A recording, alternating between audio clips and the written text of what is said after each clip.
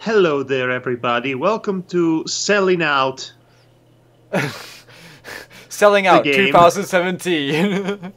Hashtag not my Let's Players. Right, so, well, that's a bit of nonsense. We had to start with nonsense. It's in our contract. It's a contractual obligation that I just made up. Yes, because yeah. I thought nonsense was always a part of the contract. You see, nonsense, you could say it is part of the contract of life. Huh. When you sign up the contract of life, you never notice the small printed form right at the left end of the page, written in braille. Braille. In braille. You cannot notice it, but that's how they get you every time. So we are playing Minecraft. Yes, even us. Yes, Dungeon Quest is unfair. By the way, the only reason I have this is because my fiancée really, really wanted to convert me to the religion of Minecraft. Well, at least she's not trying to convert you to the religion of Five Nights at Freddy's. Or worse, Flappy Bird. Oh gosh. Fun fact, it used to be a free game, but then inexplicably it became not a free game. Yeah. Isn't that interesting? Yes, incredibly interesting indeed. I wonder how did that happen. Maybe the same way Donald Trump gets elected. Enough people talk about it. Yeah. Let's just cut that out from our lives, please. Alright. You and me, we are somewhat lucky to be European. We don't have to deal with that on a daily basis. Then again, domino effect in our world. Yes. When you elect somebody like that to be the leader of the so-called free world, or at least a country with an inordinate amount of nuclear weaponry, you've got to be worried, especially since he's buddy-buddy with Vladimir Putin, which is the Russian equivalent of that, except an actual monster. Yes. On top of that. And probably a James Bond villain in the making. Yeah. Donald Trump, on the other hand, is more of a Austin Powers villain. He's like gold member from Austin Powers 3. I don't have $1 billion. Anyway, let's carry on with this. So, which was incidentally also the worst chapter in the Austin Powers trilogy. Yeah. And the Austin Powers trilogy wasn't really all that, cinematic masterpiece to begin with. Well, no, they weren't that great to begin with. Well, they weren't supposed to be anyway. They were just really silly. All of this to say, essentially, that we're not going to pay any attention to the game itself. We're just using Minecraft as a backdrop, as a background, while we talk about random topics of general discussion. Which, it is something we were already doing with the Heretic game, but I'd say that something more chill, more relaxing, and more tedious like Minecraft would success into becoming a more appropriate, say, medium to just drown in pointless chattery. Yeah. Okay. No, I don't really need all this, so... So far, we're going to a mad world. It's a mad, mad, mad, mad, mad, mad world. By the way, in case it's more of a M&D world. You're killing the acronym. Devar. Stop killing the acronym. But it looks nice to me. Just in case anyone's not in the know, folks, whenever Madhog posts a MADPlay on his channel, he posts it like as an actual A in there. Yeah. While because it is a clever pun.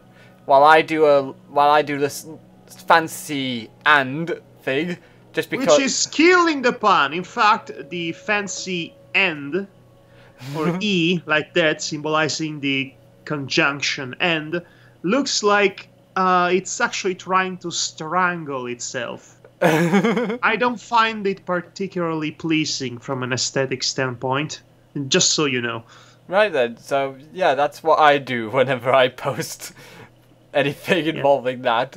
So anyway, we're going to creative mode because why not? Be my first time be creative with things. Yes. The first time you're being creative with things. Yes. Just remember, folks, green is not a creative color. Oh man. So do you want to start off this general topics discussion deconstructing the thematic and narrative nature of Don't Hug Me, I'm Scared? Because I'm all up for that. I mean, just because game theory, or maybe I should call them film theory, in that case, did a deconstruction of it, doesn't mean it's automatically forbidden for us to do so. Well, yeah, I know that. Well, I don't mind. I just don't have anything to chuck onto the table, so to speak, because I really hadn't really thought about it in a long while. In the context of just the first episode, if you take the first episode on its own merit, it almost seems like an allegory, an allegoric representation of a childhood trauma, which is presented in the ever-effective juxtaposition of adult-oriented horrors of the mind with, again, the childlike innocence that the shows it's making fun of is wont to represent. So that was my more or less superficial analysis of the first episode. Now, if you put it into the context of every episode, then it more or less composes itself as a proper satire of children programming and the manipulative and cynical nature of those.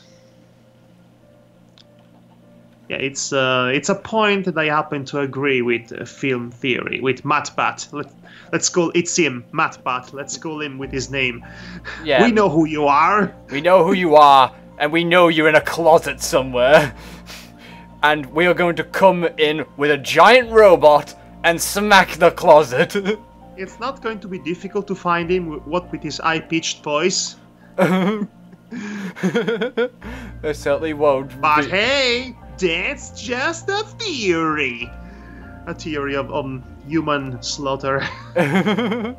I don't have anything against him, actually. I don't. I enjoy his content, from the sillier ones to the more serious ones, and actually more interesting and discouraging ones, such as his deconstruction of current YouTube,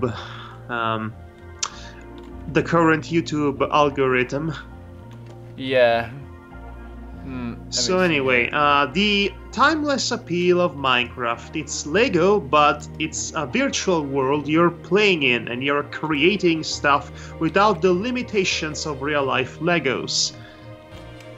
Let me see. And that is my commentary for the game. Now, to talk about other stuff. Yes, other stuff. I'm sorry about this, folks. I have to see how to fly in this mode, because I have not done this before at all. So yeah, you can see how noobish I am at this. Yes, but in a way I find that kind of charming, and I'm not just saying that because I am your co-host and I have to encourage you. I'm not just saying that because of that. Are you saying that because of the fact that you find it charming when people find out about things for the first time? I think there's something inherently charming about somebody just discovering things for the first time. Oh, what's this? How do I do this? Oh my gosh, I was not expecting that. Ah, a scary animatronic bear. That was charming for about 5 minutes, but on a general level, Minecraft is one of those phenomenon that really took over pop culture, as it were, especially internet-based culture, which is a huge chunk of pop culture in general. And it's also the basis of how pop culture will forever be generated and auto-generated itself from now on, essentially. The internet has pretty much replaced the TV and everything else in that sense. Yeah. By the way, it encompasses everything. Oh, that's and how you do it. Minecraft. Oh yeah, now you're flying. Hey, you can fly! You can fly, you can fly. You can fly, you can fly. I now need to find out how to get down.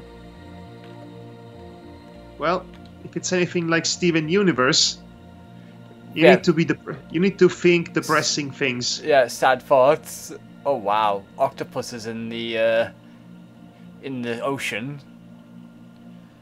So we wanted to test out how Minecraft would come out in one of our recordings.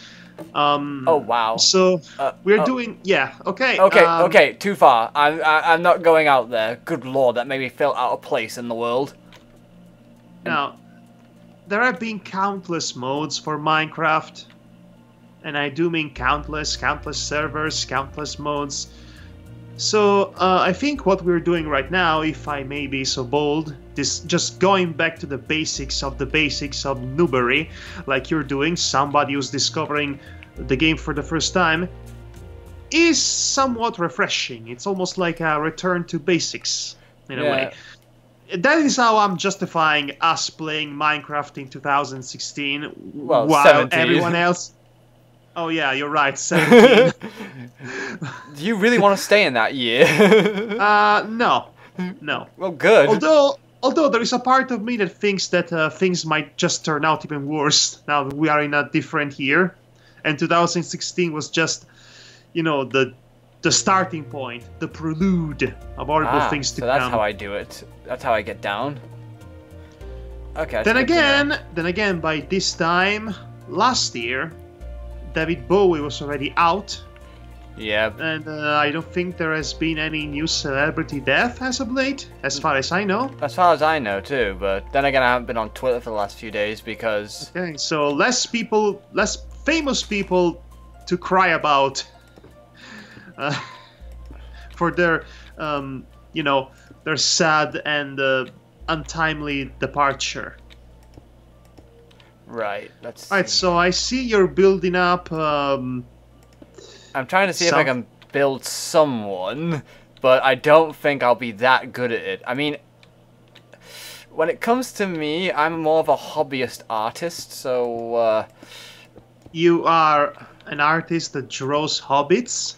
No, hobby. I'm a hobbyist, as in I just draw for the hobby. Yes. Sort of deal. I used to be like that. I used to draw for a hobby. Oh, what Mostly happened? scribbling and random nonsense on pieces of paper. You know what happened? What? Well, I got computers and video games. It's actually the other way around for me. I was more into video games a lot more, and I played a lot of video games. Yes, but here's the thing. Growing up, I did not have a computer. My father had one, and I would only see my father once or twice a month. Oh. And once I get to see him, I get to play my favorite games in the whole wide world, such as Sam and Max Hit the Road, The Secret of Monkey Island, Monkey Island 2 LeChuck's Revenge, Indiana Jones and the Fate of Atlantis, Escape from Monkey Island... I cannot even say that. Why would you even try? But you get the idea. So, left with no much in terms of alternatives, I only had television and, drawing. Frick. I was never any good at it, but I would do it non-stop. And I even went to an artistic-oriented high school to become better at it, and unfortunately the Italian public school system was really good at making me lose interest in everything I tried to do. Ah. So yes, that happened. I will build a wall! And we'll make the citizens of Minecraft pay for it! This wall will surround me! We shall build a great wall! We shall build this wall and have the citizens of Minecraft pay for it, and then make out that we'll have someone else pay for it, just so then the people of Minecraft can pay for it later. You do realize nobody's going to pay for that wall, right? No. I know this. Okay. Speaking of foolish errands, this reminds me of that time around 2006 and 2007 in which they tried to do something really stupid and lost a lot of money. I meant to say a lot of money, trying to do that. The lower part, the southern part of the Italian nation, Italy looks like a boot, typically. So many visual gags in cartoons about that, by the way. Yeah, do you appreciate those gags? I've seen far worse. Oh, okay. Anyway, so, who cares? It's just a geographical feature. It's not like they're insulting my entire culture. Well, true, but still. Jeez. Anyway, so it does look like a freaking boot. I'll be the first one to say that. Italy is the boot of Europe, with all the details. So anyway, back to the point. Yeah. So there is a small separation, a body of oceanic water in between the region of Sicily and the region of Calabria, which, to give you context, it's pretty much the pointy point of the boot, if you will. Yeah. There is this small body of oceanic water, imaging like the separation between the very small separation between your country and the rest of Europe. Yeah, I definitely see that. Okay, so at some point during the, I think, Berlusconi administration, which, one of the three administrations that we gave this guy, and make no mistake, he was a straight-up dictator, no jokes. There was this idea of building a freaking bridge to link Sicily with the rest of Italy. Right. Now, that bridge, there was a lot of controversy, mainly discourses about that bridge would have been useful for the local criminal syndicates to facilitate communication in between various regions. You would have the mafia group in Sicily and the 'Ndrangheta, that's the name of it, 'Ndrangheta group in the Calabrian region. And that would facilitate traffic in between the two organizations. So they spent a whole of a lot of money to make the first pillar of the bridge. Now, clearly they realized it was a stupidly expensive project, but they abandoned it. What America is doing right now, or rather what America seems to be on the verge of doing, which they will not be doing, obviously, is something similar in terms of idiocy and foolish waste of money than the bridge on the Messina cut was at the time. That's the name of that small separation, Yeah. I see a lot of I see a lot of similarities. Similarities, yes. That's the word. I see a lot of similarities between Trump and Berlusconi. In fact, the only difference I can think of is that Berlusconi actually knew how to speak the political language, while Trump is, in presentation, everything that's the complete opposite of a proper politician.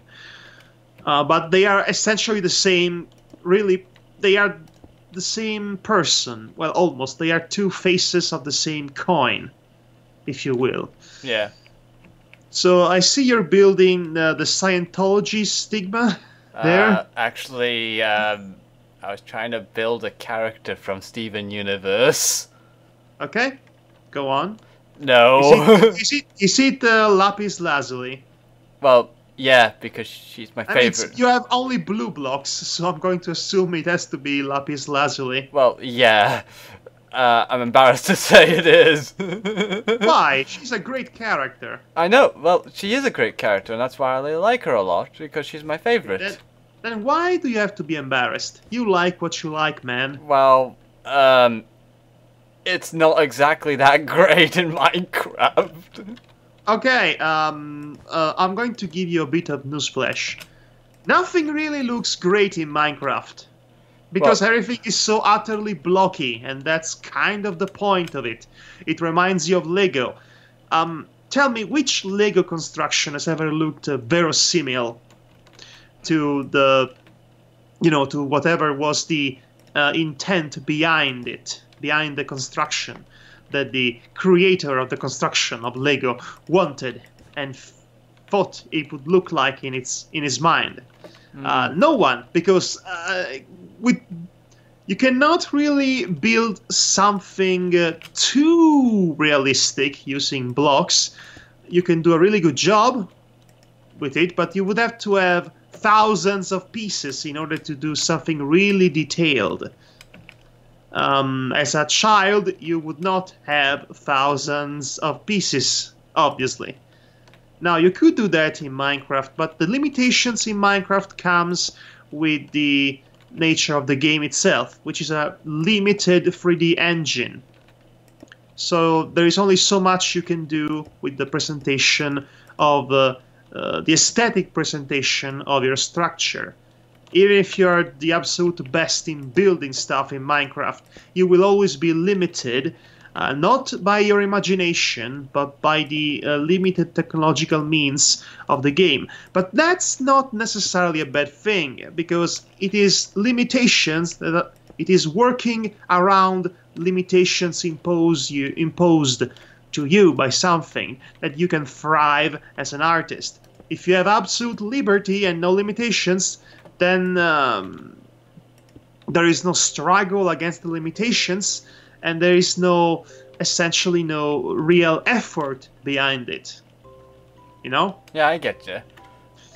I'm glad you get me, because I'm starting to lose myself. Sometimes I can waffle, for a very long period of time. I can go on in my waffling. Oh wow! I made like an Atari bit graphic of it. It looks like Blue Sideshow Bob. Well, I still have to put the arms in at least to make this complete. Okay. So, have you done or seen or anything interesting this week? I'm trying to remember now what I've seen this past week. Other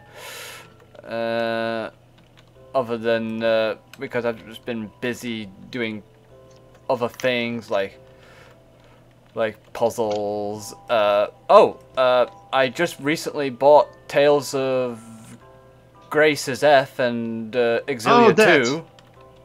Yeah, I played Tales of Grace's F at some point. It was my first Tales of game, and I ended up liking it, but just like every other JRPG of its ilk, it has problems.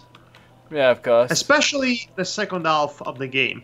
In fact, I dare say that the additional story that was actually included in the game, not as a DLC, but as an actual inclusion after you beat the main campaign, is a more interesting story. Huh. I find. But I've said too much. You have not played it yet, have you? No, well, I've only played like the first 30 minutes of it, just so that I could actually see what the game plays like and grind the characters' titles. I really like the characters in the game, even though they are just hideously archetypical. They are such typical archetypes for when it comes to anime characters, or characters in Japanese storytelling at large, in video games and all that. But they definitely grew on me, and they build upon said archetypes rather than remaining stuck in the basis of said archetypes. I always like that about Namco's Tales of series. They always find ways to develop the characters to make them have a different flavor to what you expect, or have good development. Well, you know what I hate about Tales of, though? Is it because it's the same story most times? Every single game is the same story, with the same themes about protecting the environment, and the same identical world and lore and rules, and there isn't anything really to differentiate the games between each other. Maybe some slight differences, like, for example, one game might have time travel. Yeah. One game might have interdimensional travel. Big differences, you see. One game might bring you to the moon, or not. But really, it's really indicative of the problem with JRPGs in general: lack of variety and lack of creativity. I mean, there is the new Final Fantasy out, Final Fantasy 15, which, again, super anticipated, took forever to get out. And you know what's the first thing I hear about it? Glitches? No. Well, that's the second thing. No. The first thing I hear about is that the story sucks! Oh, wow. No way! A Final Fantasy story that's not good? I would have never seen that coming! I didn't hear that coming either, because as far as I heard, no people were saying the story was decent enough, or they were saying nothing about it. Yes, and that's the problem, you see. Culturally, we come with the idea that a JRPG should have a good story. Yeah. But as the genre has evolved. or should I say regressed in the past few years, it seems like the story is actually a second thought, an afterthought in some cases, and the main focus is always the gameplay, which, I'm all for having fun, but if I cannot get invested in the story the game proposes, then I don't really have any reason to get invested in the gameplay as well. And vice versa too. Yeah, I can't. JRPGs really, as a genre, rely more heavily on storytelling than other games might. For example, you might like playing the Shantae series. Yeah, the Shantae series. It's a fun Metroidvania-esque action platformer and whatnot, and you play that, you have fun with the gameplay more than anything. It has a plot, but it's really simple and it doesn't take itself too seriously. But that's not your main focus. You're not exactly playing Shantae for the story. You don't expect it to have a Shakespearean level of narrative. You just expect to have fun with it in the traditional sense. There is a new Shantae game out, by the way, Alpha Genie Hero, which they ditched the pixelated 16-bit look and they actually updated it, and it looks like a proper animated cartoon now, and I love it. Yeah, I love it too. I'm thinking of getting it. But anyway, so the point is that Final Fantasy, as a series, became popular because people were smitten by their stories. Now, with the wisdom of, what's the term I'm looking for? With the wisdom of hindsight, yes. Yes. You can see that if you remove your particularly bright and blinding nostalgia goggles, yes, rose-tinted goggles, you might notice that the stories in classic Final Fantasies, even the good ones, are not really all that good. But at the time, we were blinded and fooled into thinking they were good because there wasn't anything that was quite like it for us to peruse. But with an influx of the genre in Western consoles and Western gaming devices in general, only revealed how really weak and repetitive storytelling in JRPGs can get. Yeah, which is kind of sad, really, in that respect. When that kind of happens, because what one JRPG you heard the story of, which is great, but then you play another which has a similar story, and it's not very good because you've already seen it. And then you realize that the game you liked so much had a story that was already lifted by a game you haven't played yet. Which is for example, yeah. For example, Legend of Zelda: Twilight Princess. You know, that was my first Legend of Zelda game. I loved it immensely. I could not believe how much stuff I could do in that game. So many things to do in various ways. Questing and side questing, unique way to solve puzzles, and even go fishing if you want. So many things to do. It felt so liberatory, so refreshing to play at the time. And then I discovered it's just an updated Ocarina of Time, story-wise. And then I went back to play Ocarina of Time, which is praised like the greatest game that's ever been made. Yeah, and it's not aged well in the slightest. Because if you go there after playing Twilight Princess, which is the updated version by all intents and purposes, you're just going to get disappointed because you did not grow up with Ocarina of Time. So I am not blinded by the nostalgia goggles. The goggles. The googles. I am not blinded by the nostalgia gargles. I'm Coach Z. All of a sudden, yeah. I cannot speak English.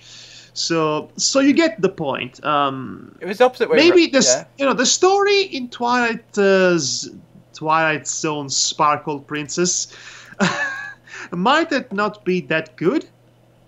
But what really saved it for me was the presence of Midna.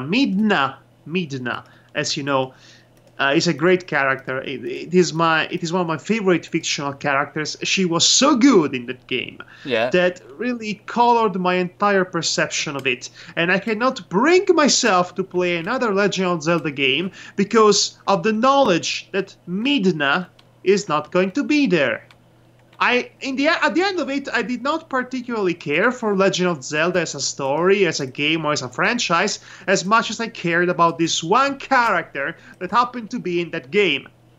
I mean, if she were to be in Call of Duty, I would love Call of Duty. That's only to point out how much I like that character. Well, yeah, it would have been completely out of place in Call of Duty, but I wouldn't care because she's awesome. And she's there. She's there. It was actually the way round for me. When I played Ocarina of Time first, and I really didn't like it because it didn't seem that great. I mean, it probably was at the time. No, the controls are not very good by today's standards. Again, at the time, at the time, it was something innovative, but it has not aged well, much like many 3D games that were produced at the times. Yeah, you know? Well, yeah, I get that, but to be honest, the controls weren't the bad thing for me. I thought they were decent for what they were, but it's like... But the problem I had with it is that the story tries to make out it's very grandiose and epic, but it's not. It's like that's just the same as any other Zelda title. It just looks more cinematic, if you get my meaning. Oh yes, I totally get your meaning, and that brings us full circle to the previous argument about certain games or certain franchises essentially retreading the same path from a narrative standpoint, without really too much change to the formula, because why would you change something that works already? You know? Yeah, I get that, but in fact, again, the strongest suit of the Zelda games, or indeed any of the Nintendo games, was never the plot. The plot is more a means to an end, and that end is, you know, playing for the sake of playing.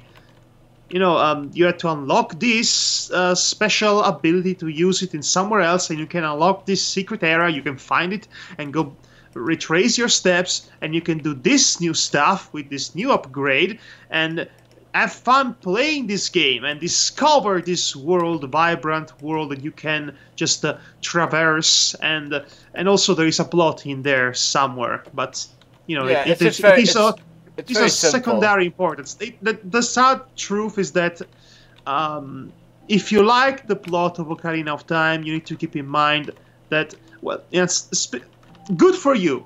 First of all, good for you if you like it. Because but it was a secondary importance compared to the gameplay experience, and the gameplay experience has not aged well since then. So every Legend of Zelda, just like every Mario game, is just a new rendition of an already existing formula, with something that's just with some small differences in details that are just different enough to give you the illusion that you're playing something new. Yeah, which is... Oh boy. But yeah, I agree with you though. Twilight Princess is one of my favorites of the 3D Zeldas, just because of what it does differently from the typical Zeldas. I mean, that's... It has all the other things. If you want to play, I would think that if you want to play a truly different and diverse Zelda game that's unlike any other majorly known Zelda games, that would be the Wind Waker. Oh yeah. In fact, the Wind Waker was so different that fans really backlashed at it. How dare you make something different? I want to play the same game over and over again. Originally, I didn't really get that. Now, when okay, that happened. okay. Actually, it is a simple explanation. It's not just because it does not look or play like a regular Zelda game, but because there was this original teaser trailer for the upcoming Zelda game, exclusive for the GameCube, that was released around the time the GameCube debuted as a console, that promised a full-fledged 3D Zelda games that looked more similar to how Twilight Princess would end up looking. So fans were expecting that take and that aesthetic to the franchise. Instead, they got a more cartoonish, child, innocent-looking, and cel-shaded version of that. And there was a backlash because that's nothing like what they were promised. It looks 10 million times better, but no, it's like a cartoon for children. I want to play a serious game for adults. Yeah, like a man would play. Which is about as stupid as an argument can possibly get, especially in the context of playing video games. Yeah. Anyway. Actually, I'm quite saddened to say I used to be one of those people, because I thought as soon as I got into college, I couldn't be caught dead, playing those sort of games with cel-shaded graphics and like stuff like Kingdom Hearts. Kingdom Hearts, the fun fact about Kingdom Hearts is that everybody was playing it, but nobody would admit it out loud. It was I think there was an entire closet Kingdom Hearts culture going on that was able to thrive through fanfiction.net, mostly. Yeah.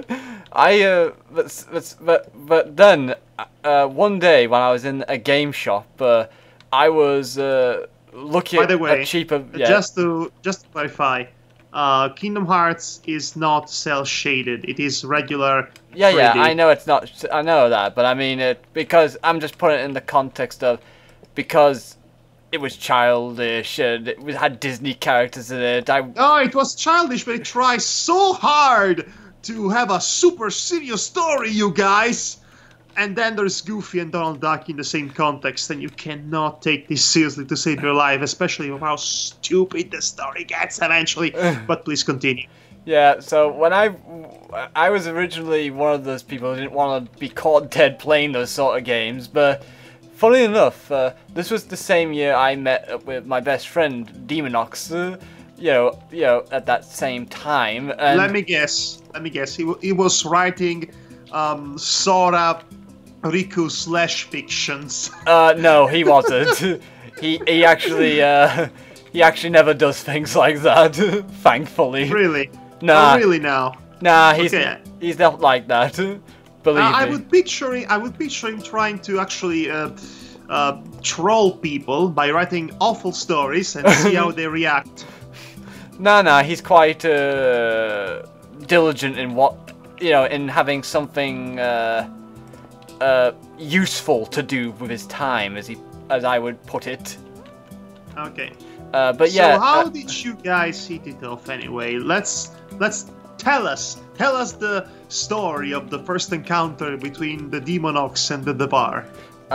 Actually, with the first time we met in college, I didn't know him that well. He was just the lone person in class, and I can totally picture him to be that guy. Yeah, and I was there, and I decided to, despite my shyness, make an effort to be different and get to know everyone in my class. And, oh wow.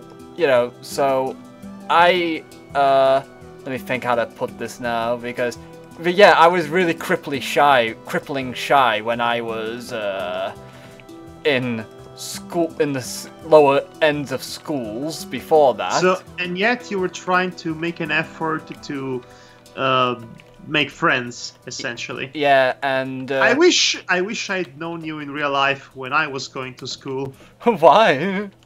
Because I never could make a lasting friendship during my school years. Me neither. People bullied me most of my life, and oh yeah, don't get me started on that. Yeah, I'd rather not go down that road. I'd rather not. Yeah, I'd rather not. But yeah, so then one time while we're talking about Zelda, you're building the Triforce. Well, it's the most easiest thing I can make compared to this monstrosity over here. Oh man, okay. Look at this monstrosity. This was supposed to be Midna. That was supposed to be Midna? I thought it was supposed to be the Mr. Game & Watch. This is why I don't do this. So this was the most easiest thing I could do. So yeah, as I was saying, oh, zombies below me. Best not go anywhere near them. And the skeleton archers. Anyway, I might as well sit on top of the Triforce here while I tell them this. But so yeah, so I couldn't make any friends in college because none of them hit it off with me, and I'd rather not get into certain details with certain people. But one day I just went up to Demonox and said hello to him and started chatting with him, and he was quite quiet most of the time and just gave the smallest answers he could possible. But then we started talking about video games at some point, and that got his interest. Sounds eerily like me. Yeah, which is, so yeah, oh my gosh, the similarities keep piling on for you, doesn't it? Yeah, here's the thing. The reason why I don't seem to really eat it off all that well with him at times, yeah, well, most of the times, to be frank, is because it's probably because he's actually far more similar to me than I would care to admit. And honestly, I'm not consumed by self-loathing. I should not even be born. How could this happen to me?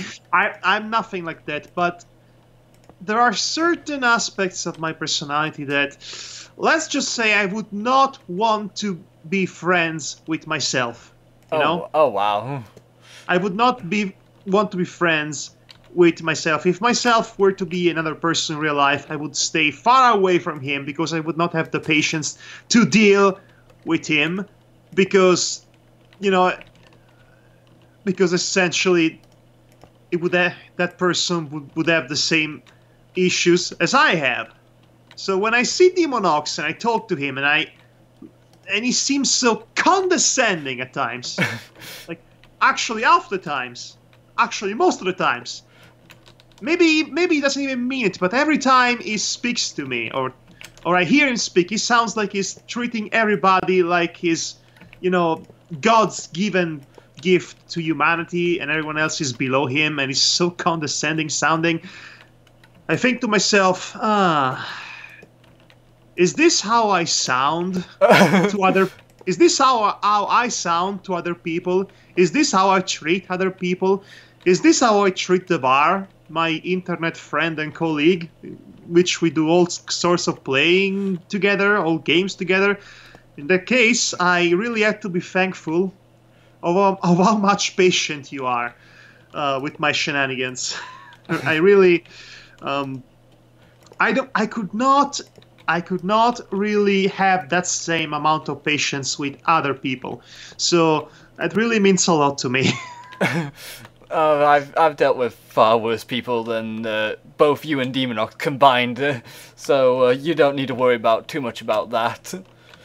Still, you're a blessing, my man. Oh, they should give you a medal for the level of patience you're able to exercise with the kind of people you interact with. Well, I wouldn't say that. I think I'm actually more annoying than most people.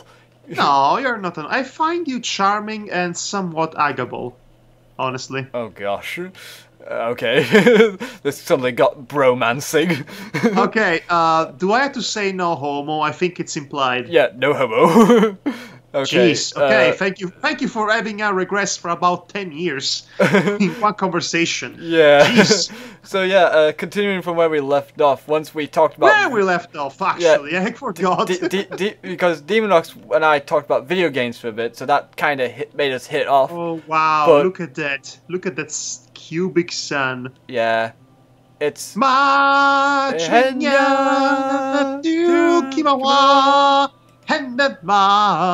wish I could raise this block. I mean, it's golden, just like Simba. All right. So yeah, but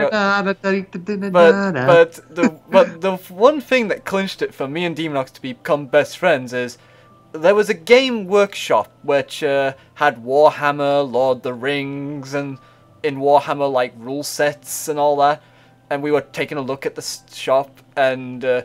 We ended up finding a table, and the owner of the shop basically said we could have a game on it. So we did, and by the end of it, we both were. It was our first time playing this game, by the way. So and yet you managed to get lost while playing the game. Completely ended up on the other side of the city, and you had to guide you to where the spot was. Actually, no, it's actually a lot more. Tense and interesting, actually, because what ended up happening was we were so good at the strategies of playing that game that one of us took out all the infantry while the another one just took out all the armored tanks and such, and that meant we got into a stalemate. Wow, sounds like an epic battle of epic proportions. Yeah, it was so epic, we were late to our next class. Okay. So yeah, that's one interesting aspect about me and Demonox that I've shared with all of you today. So let's see. That's good. That's good. Friendship and all that. By the way, Madhog, do you have any requests for me to ruin? Well, can you deface Mount Rushmore? If Mount Rushmore has mushrooms? Okay, why don't you build a statue of Max, the rabbity thing? Okay, that should be simple then. Max from Sam and Max Hit the Road, because why not? Yes, why not? That should be easy. White. Yeah, white blocks. Yeah, with black just to outline it. Oh, yeah, also the pupils would be black. Yes. Let's see if I can do this. So yeah, let me think now where to put this now as I discuss anything. You know, the center of this island would be good, I guess.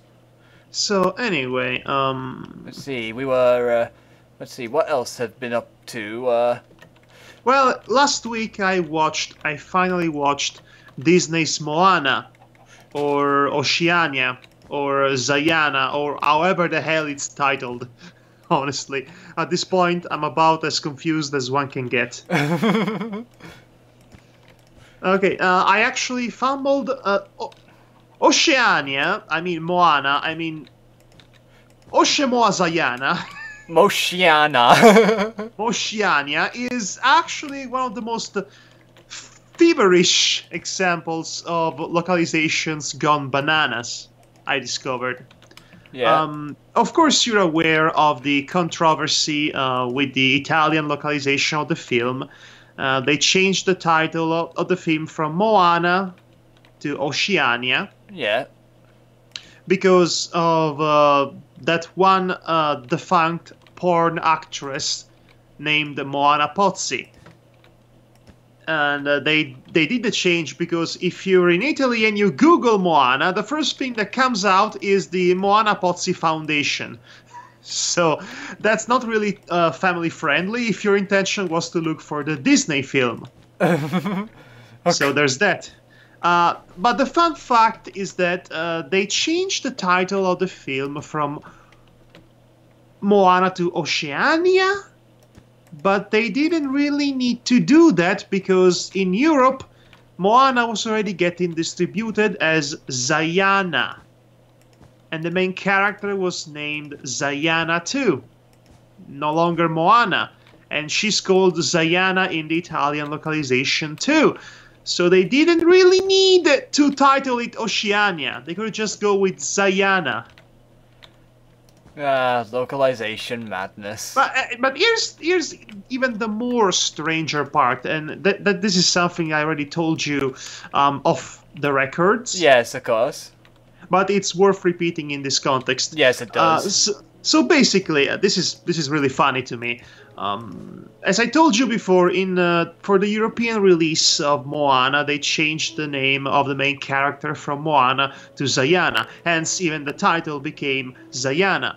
But they didn't just stop there. Oh no! Because, you see, I managed to hunt down, let me just enunciate the words better. Yeah. I managed to hunt down a original version of the film with Italian subtitles to be played in a cinema in Rome. Yeah. And that's really difficult to find, especially for, animated films. And so I managed to find a cinema in the middle of a park that would actually play the film with the original voice acting. And make no mistake, it was the original audio, the original cast, that is. The Rock was playing Maui and doing a fantastic job at it, I might add. Yes, he definitely was.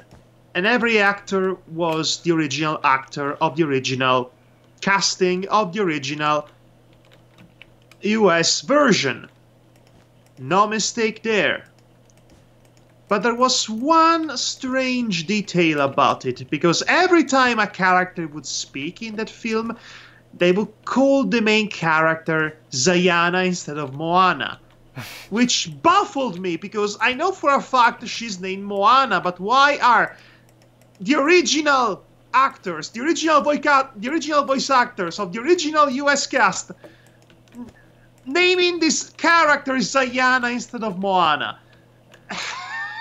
This was so confusing. Apparently, they pulled off a Secret of Nim here.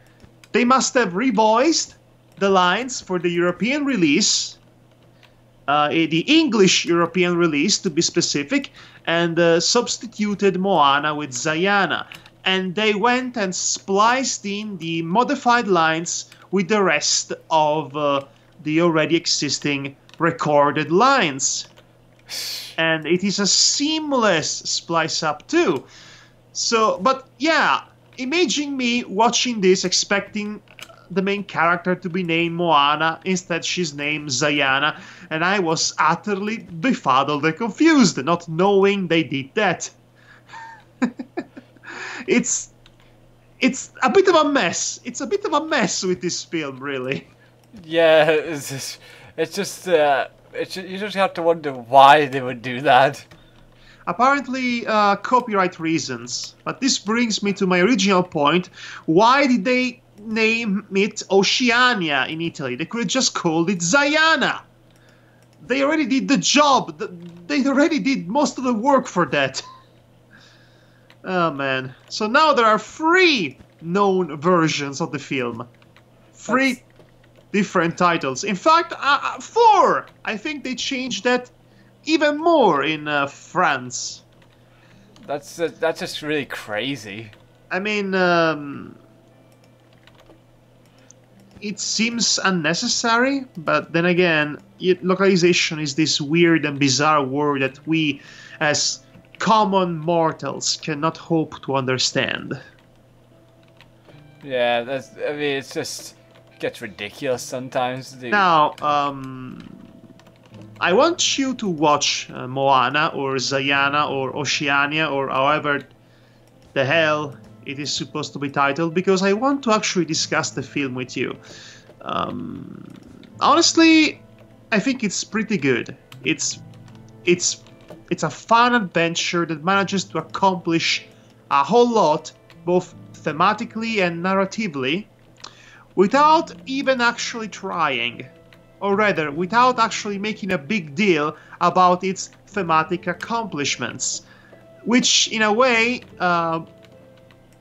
is a big deal, ironically. Right. I mean, okay, if Frozen was a postmodern self-deconstruction of the Disney princess formula, which inevitably was also a satire of the representation of women in fiction. Yeah. It was about as self-aware as it can get. What Moana is, at its core, minus a few jabs at its own genre, it is a pretty much sincere and honest, new, updated version of the classic Disney princess formula that uses said updated princess formula to actually bring into the mainstream a decisively non-mainstream culture, specifically the mythos and folklores of the Polynesian region that us as white people really don't know much of, and that's a great thing in its own right. Is that supposed to be the purple guy except white? No. Oh gosh, I need to do something really quick. What? Nothing. Just carry on. Nothing to see here. Mm-hmm. Just nothing. Okay. Nothing to see. Just gonna hide So, it. like I said, I want you to watch Moana, so then we can discuss about it. Yeah.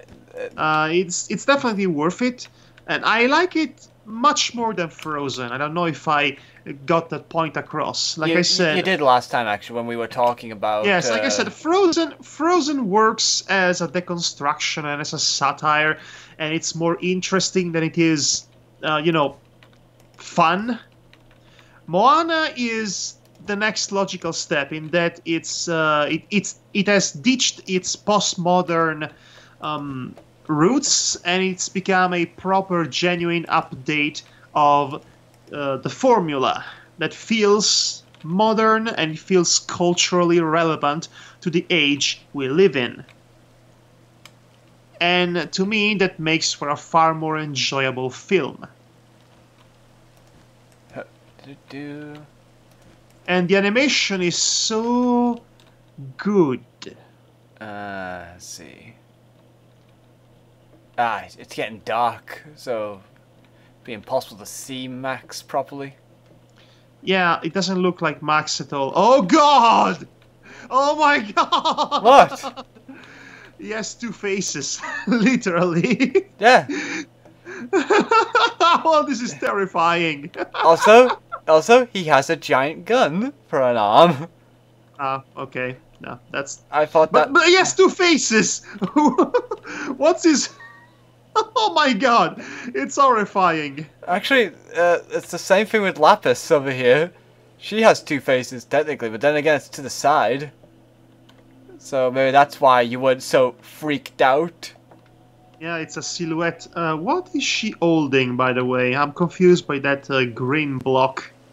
It's Peridot. Oh, so dull. So dull. Just... Oh, what? I thought it'd be funny. Oh, wow. It's raining syringes, apparently. Yeah. Actually, I wonder how far can I go up into the sky? Okay, actually, seeing this makes me think of... you know about that the story mode of Minecraft? Yeah, Minecraft Story by the same people who made... Yeah, by the company that shall not be named. And by that I mean, of course, Telltale Games. Oh wow, I can go quite high in this place. That's okay, quite so scary. okay, so here's the deal with the story mode of Minecraft, for what I've seen. Yeah.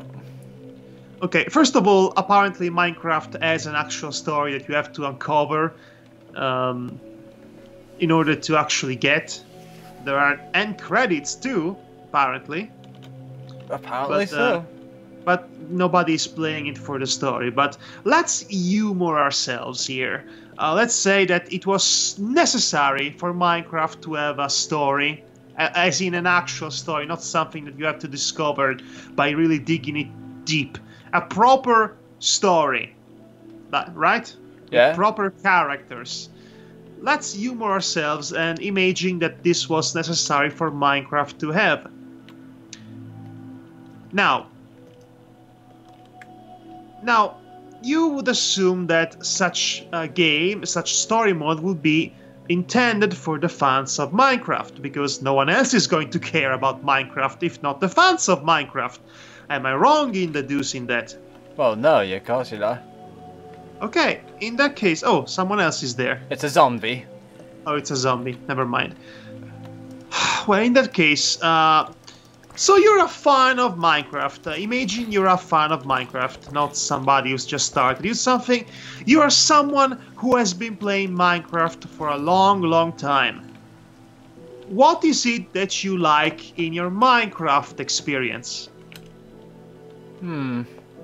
Just take a wild guess. What is it that you like in Minecraft? The creativity. Okay. What else? Let's see. Generally trying to survive for days. Okay. I'm quite not sure really, other than those two things. Okay. Creativity was a good start. The creativity and the creativity to do whatever you want, and the freedom to accomplish whatever you want, essentially. If you put your mind into it, there are no limits, well, aside from the obvious ones, that you can't overcome in order to do what you want. You have freedom of movement, you have a world to explore, you have the possibility to collect stuff and minerals and materials and build whatever you want to build. That is the core of the appeal of Minecraft, that it is a playfield to unleash your creativity without too many restraints. So what do you do in the story mode? You are put on a freaking trail. Oh, wow. You're put on a bloody trail, and it's just like any other Telltale games nowadays. It's a glorified cutscene with some small modicum of interaction. It's basically... You're put on a trail. You go from point A to point B because the game tells you to do it. You can only do things when the game wants you to do it. And what you do is actually... Oh gosh, it's a creeper. Yeah. It's going to explode. And what you can actually do in this game, it is so little in between all the many cutscenes with stupid quick time events that it just doesn't make for a proper satisfying gaming experience. So imagine that you're a fan of Minecraft, you are used to experience freedom, you're used to play the game at your own pace and do whatever you want, and then the story mode comes along and you are not allowed to do what you want. You're not allowed to advance in the story at your own pace. You're not allowed to build whatever you want to build. You can only build the stuff the game forces you to. Get off Max's crotch, you spider. That's unfortunate. It's bollocks. It's absolute bollocks. Yeah, this is why I never go for any of Telltale's games. Oh, and here's something really funny. It's a definite proof that Telltale is basically ripping off David Cage. David Cage? David Cage, the creator of Fahrenheit and Heavy Rain and all those really pretentious cutscene heavy, or should I say heavy cutscene games. Yeah. With the illusion and quite frankly bold-faced lie of action having consequences and all that. Yeah. Which is a formula of quote-unquote gaming that Telltale has been very heavily inspired from. And the definitive proof of that, they are just lazily ripping off David Cage, comes specifically from episode 1 of Minecraft Story Mode. Right. So remember that famous, infinitely made fun of, hilariously bad scene in Heavy Rain in which the father just goes around calling for Jason! Yeah. Jason! I've always Josh. Maybe it is Jason. Jason! You literally click a button to have the guy yell, Jason! Jason! As you look around for him. Yes. There is a scene that's exactly like this in Minecraft Story Mode. Are you serious? No, you go around in a very restricted area looking for your pet animal, pushing a button to yell its name out loud. I could not be making this up even if I wanted to. This literally happens. Oh my god. This is so bad. Yeah, it sounds terrible, that does. I mean, I couldn't imagine such a thing. You don't need to imagine it. It's there. Just if you look a playthrough of episode 1 of the Minecraft Story Mode, there is that exact scene lifted up from Heavy Rain, and they played it straight with no sense of self-awareness whatsoever. Just click a button, yell, Jason! Jason! Jason! My god. I just can't imagine that at all. It breaks my heart to see that this company went from putting out those fantastic Sam and Max games. From that, they went on to ripping off David Cage and making glorified cutscenes that pass as video games. Again, that's Sam Max games are the only games I was willing to play from them. Anything else, I thought, this is not a video game. Yeah, okay, our definitions of video games may vary, but I would like to say that there has to be at least one constant, one fundamental element that makes a video game a video game. Yeah. You have to play it. Yeah. You have to And play. I don't want to be that guy, that hipster guy who says this is not a real game, but I don't feel like, you know, I am, you know, I am. How could I say it? When I play something like Heavy Rain, You get an experience. or even freaking Until Dawn. Yeah. This game that have the pretense to have the butterfly effect in place, that cause as an effect and all that, which really is far more limiting and limited than they really want you to believe. When I see these quote-unquote games, I don't think I'm getting my money worth. I'm not getting my money's worth of them, because I am doing so little in terms of actually playing. Because it's mostly quick time events and just the game killing its own pace to freeze up in order for you to make a binary choice. And binary choices, let's face it, they suck! Especially when there are games like Undertale that force you to make your choice without you even realizing you're making a choice. And it feels more organic and it provides a much more compelling experience as you play. Honestly, Mass Effect should have just been a testament of how much foolish binary choice-based games are. Right, let me see here. Anyway, that rant aside, yeah, so back to the original point. Telltale Games is bollocks. They never put out a game they actually created for themselves. They've always made licensed games from other games or from TV shows or Comic books. Or even from web series. So they never made anything that's theirs. Why are you making the McDonald's sign? Actually, it's not McDonald's. It's just the because of the you know,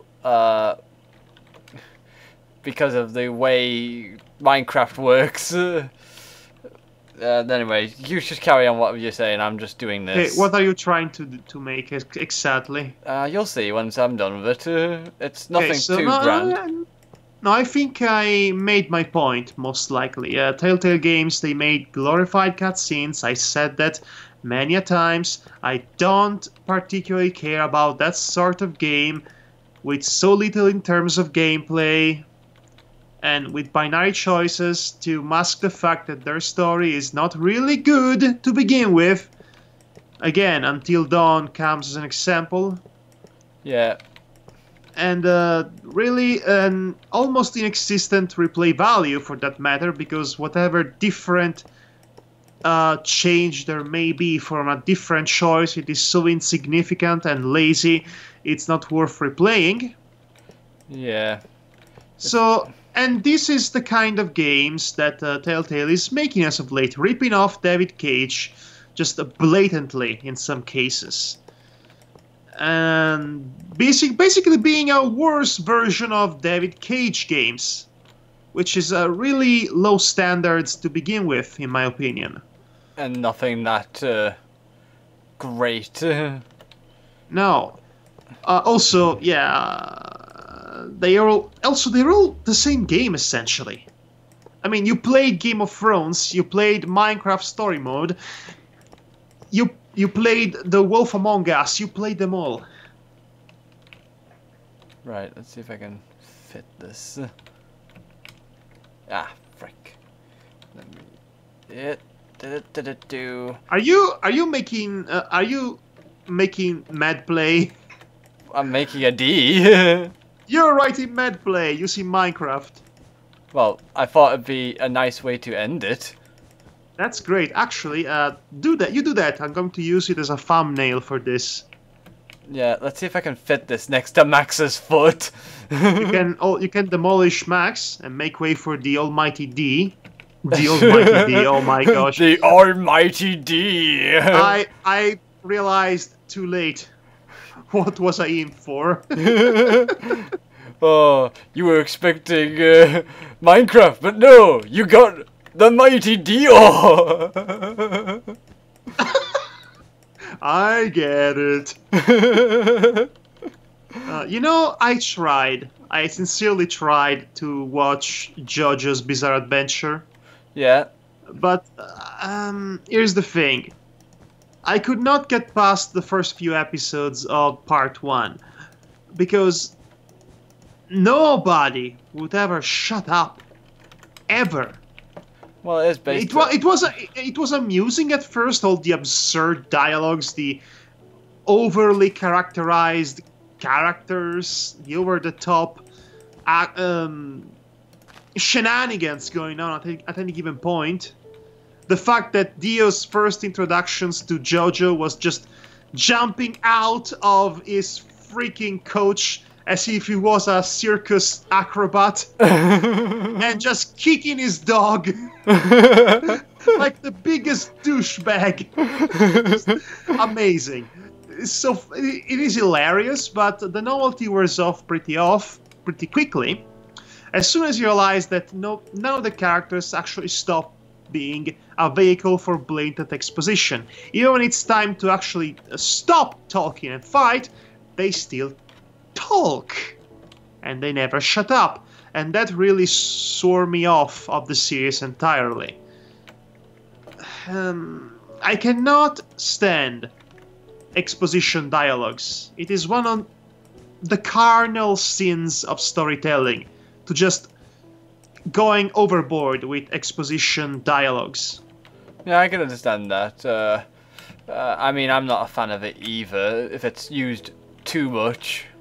I mean, it is usually, if you had to resort to exposition dialogue, you're doing something wrong to begin with. Yeah. But I do understand. Let me think how to say this, because I actually not watched a single episode of JoJo's Bizarre Adventure. All I just know, a lot of my friends keep recommending it to me. Okay, I found a hilarious chart for JoJo's Bizarre Adventure on Tumblr. Yeah. That basically summarizes each and every one of JoJo's parts in a sentence. Yeah. And it's really funny. Apparently, part 8 is about a priest who's trying to destroy the world in order to not to deal with his repressed homosexual feelings. It's insane like that. You know. Yeah, I do get that. Oh, one of the parts you are fighting against Jesus, I think. I hope. The thing about JoJo is that not even its fans know or understand what it really is about. They just go along for the ride of absurd masculinity and homoeroticism. And this is from Shonen Jump of all people. Oh, they pretty much invented the concept. Okay, there's the mad part, so do we want the play anywhere? Of course we want to play anywhere, just okay. You could actually start up, you could place a P right down the A and go from there. Oh, you mean, from the top here? No, I said right down the A, not above. Oh, okay, I get what you mean now. Otherwise he would read the play mad, which, you know, it wouldn't be wrong. Well, true. Let's see, what colour should we go for this one then? Oh, whatever you want pink. it to be. Let's go with pink. Pink wool. Yes, we'll go with pink. Are you sure that's the color you want? Yes! Okay. Right, put it right about here. So anyway, so here's a bucket list for things for you to do. You need to watch Moana. Yeah. And then we need to discuss about it, because there's a lot to say about it, that even avoiding spoilers, there is still a lot to say about it. And I feel like this is one of the most culturally relevant films of the past year. Right. And it makes it look easy, too. It's great. I mean, it's fine. It's mighty fine. It's a mighty fine and fun film. That's good. That's a fun film at least, because I did have a feeling At this point, no, you see, at this point, I just expect Disney films to be inherently good. I mean, at this point in time, I just expect it.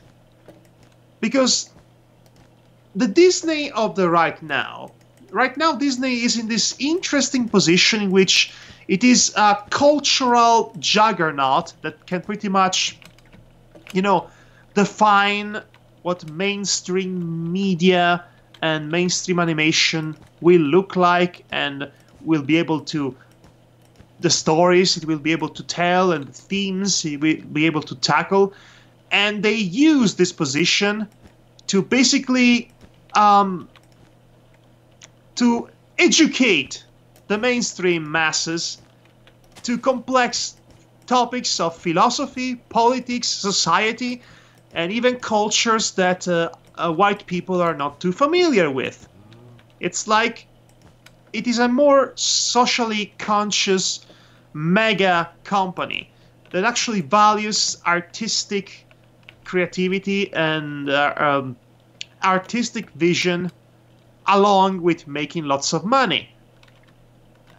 That's the vibe I get from watching Moana. Moana looks like it's a complete labor of love. And just looking at the level of detail of the animation of the characters, just looking at the air of the main characters and how it moves in relation to the rest of the body, it is such a complete and painstaking work to make it look this good and this detailed. There is a common misconception about CGI animation. Yeah. Here's the thing. CGI animation is the most expensive kind of animation. Well, actually, here's the thing. High quality CGI animation, Disney levels, or Pixar levels to be specific, is the most expensive form of animation there is. Why did they... So it's not cheap. That's what I'm saying, and it definitely does not look like it's cheap. Oh, believe me, I've seen cheap animation, so I know it's not easy. Here's the thing: even though it is a common malpractice for small-time animators that try to make a buck off bigger studios to churn out really quickly made shoddy animations in CGI. Yeah. Actual good quality, high quality animation, CGI animation, not only is the most expensive form of animation there is, but it doesn't even take, it does not take a short amount of time to make too. No, you will be foolish to think that. In fact, the level of details shown just in the motion and the movement of the hair of the characters in Moana, that alone seems like it's the work of 1 or 2 years worth of just painstaking work in that regard, passion-driven work, and all of that. To give you an example, Inside Out was 9 years in the making. Yeah, I remember hearing about this, actually. So CGI is expensive. Good CGI is expensive. Good CGI takes time. You cannot just churn it out once a year unless you're DreamWorks. But then again, DreamWorks is not as good as Disney for a reason. So why do they keep making CGI films if they are the most expensive and they don't take less time to make than other styles of animation? except from stop motion, which takes the longest, obviously, because while you can use programs to do 2D animation, Yeah. you cannot stop motions. You still have to use the classic analogical system of using puppets, you know. Yeah. So the reason why they keep making CGI animated films is because it's the trend, really. It's what people like. It's what attract people to cinema. It is simple. I think it is simple as that. It's what trends in animation. The day CGI films will stop being the most Relevant thing in our culture. the most relevant representation of mainstream animated media for theatrical releases, at least. Disney will most likely follow the new trend of whatever technique would be popular at the time, because it's Disney.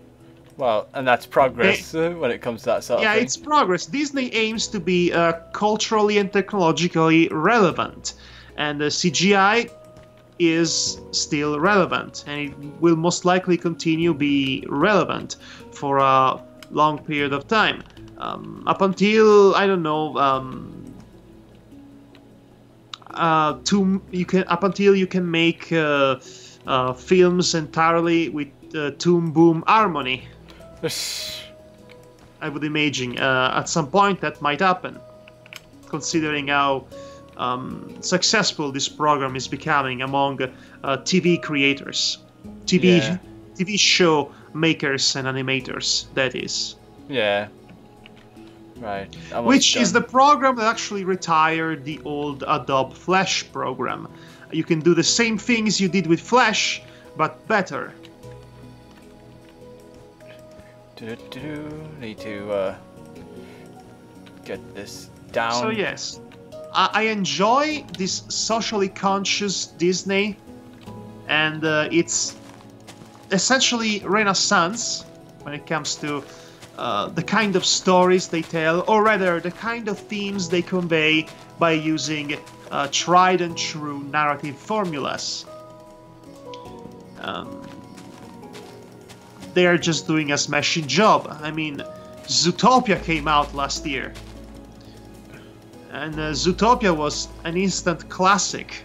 Yeah. I mean, it was accidentally or not, it ended up being the most relevant film of 2016, being this lambasting commentary about prejudice and how it is so decisively imbued in our society. It becomes both the cause and effect of society at large. And then at the end of the year, Donald Trump wins the election. Yeah, ridiculous. So yeah, that makes Zootopia even more desperately relevant as a film and as a cultural milestone.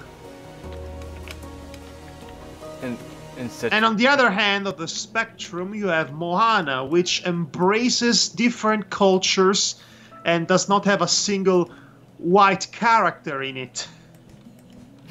For a change, you know? Yeah. Which is nice to have sometimes in our mediums. It's nice to have diversity and variety in your media offerings, and I like this Disney that can just go from making a classic princess film with musical numbers and elements that would make it feel unique and stand out from other films such as that. You can go from that to make a film about the philosophical nature of self-identity in Wreck-It Ralph, which is still one of my favorites. Absolutely. Or you can make a superhero film that's happening with Big Hero 6, is it? Yes, that has a progressive futuristic city as a background to give out a subtext about cultural and ethnical coexistence, which is also great. And then you have Zootopia, which again, social and political satire with anthropomorphic animals. Okay, you're So, gonna have to go, good sir. Please so leave. I really like this Disney because it has variety. I like this Disney more than I like Pixar at this point in time, mostly because Pixar seems to be resting on its laurels as of late. Because they seem to be churning out, I don't want to say churning out, they seem to be putting out the same kind of story, or rather the same kind of themes. If you think about it, at large, Pixar films are all about coming into realization of your own mortality Yeah. and nostalgia. Inside Out was pretty much literally an allegory for the Pixar formula itself in that way. While Disney is actually being open to various types of themes to be presented with their typical narrative formulas. So again, Zootopia on the surface is essentially a buddy cop movie with anthropomorphic animals that becomes a ferocious commentary on the prejudice and the political use of prejudice. Moana is a Disney princess film like many before it, but with subtle differences and a completely different cultural background that makes it stand out. Oh. There we go. And Wreck-It Ralph is essentially similar to Toy Story from a story standpoint, but it is thematically sufficiently different, if you ask me, because Toy Story at large was about, again, mortality and nostalgia and man and God, individualism versus destiny, and all that. Wreck-It Ralph is about self-identity and self-acceptance. Yeah. So it is different enough in many subtle ways, and sometimes less subtle ways. Like I said, variety is the spice of life. And speaking of which... Yeah. Speaking of which, what?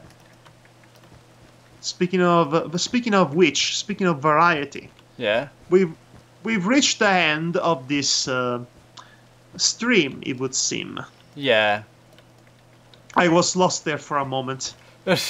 Like, I was in auto mode for most of this recording. Yeah. And then I actually pull a U-turn, if you will, towards the Albuquerque of my mind, and I got lost for a minute. I had to stop to ask for indications.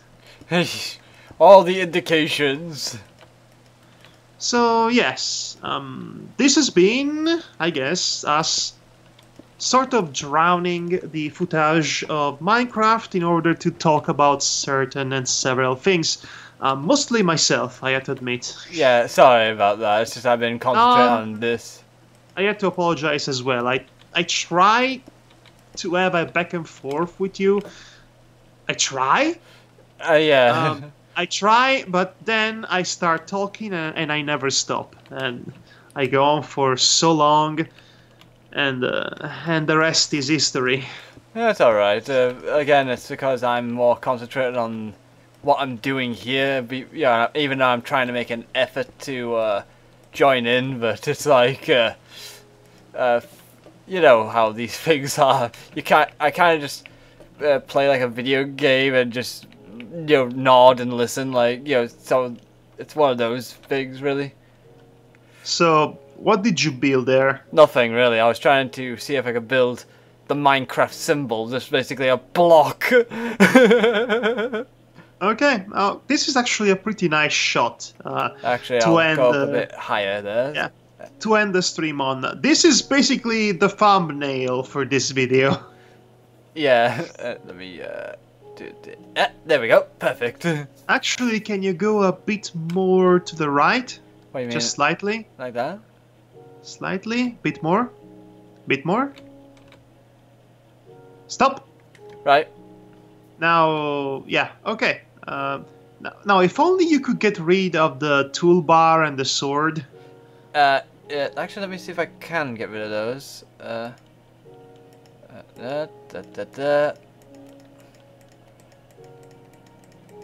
No, you still have the toolbar there. Now Yeah. it's just empty. Yeah, and I have my fist out. Like, damn you, MADPlays! Oh, well, okay. Well, okay. Okay. I'll just go back. I'll just go back a little bit. It's fine. It's fine. There we go. Okay. So, actually, I have one last thing to tell you. What will be that then? I've recently updated Animal Crossing New Leaf to Animal Crossing Welcome Amiibo. Oh, that's lovely. I don't know what to do with it.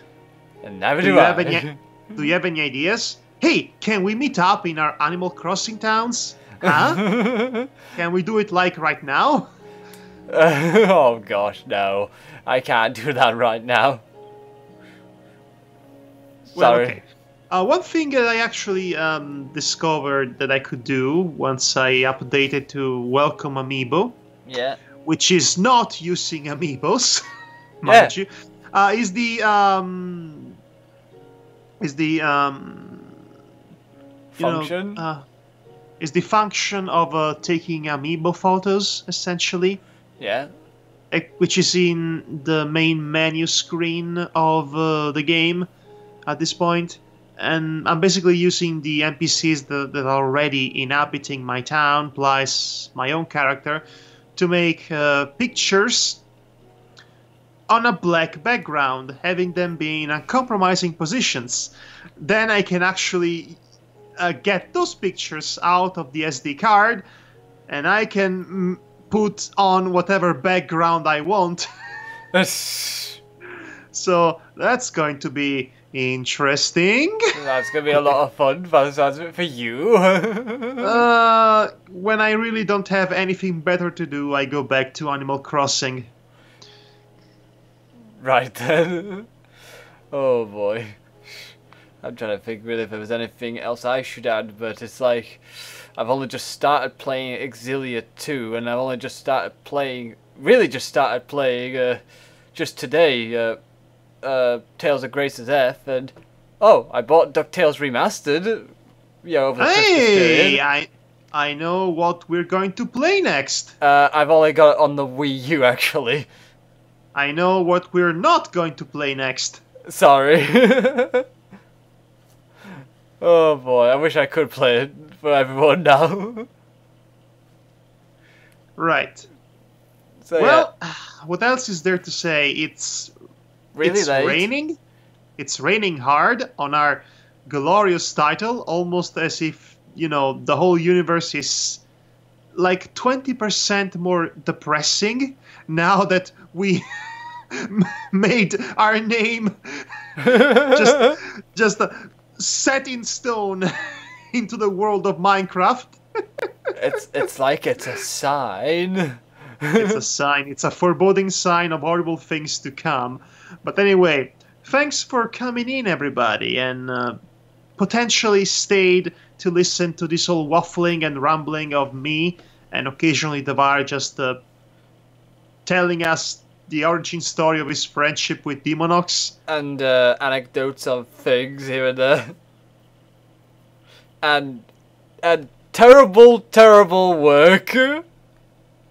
It's not that bad.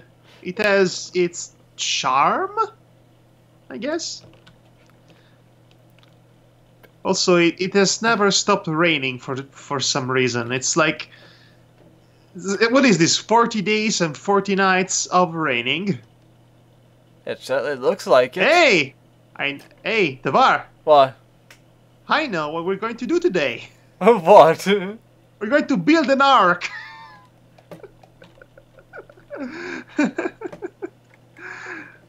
I built it already, as in, there's the Triforce, that's the Ark. Unless we go with Lapis over here, she might protect us from the rain. Okay. Sure. She's got. You know what?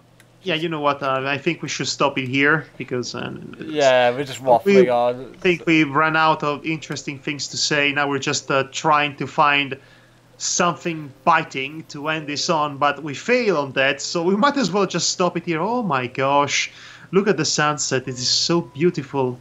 Yeah. Peace of mind. Doesn't it make you think about how simple and wonderful life can be sometimes?